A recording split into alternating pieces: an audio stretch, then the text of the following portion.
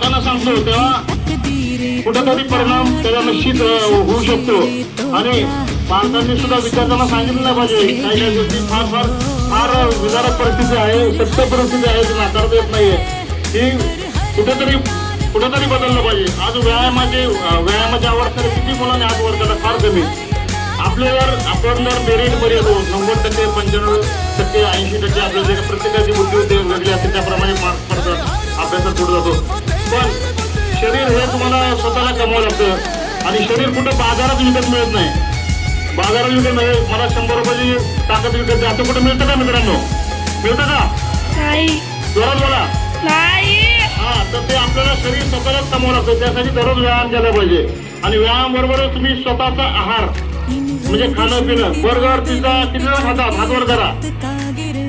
Burger pizza vada pav हात वर करा. कोणी शिक्षा कोण देणार नाही कुणाला.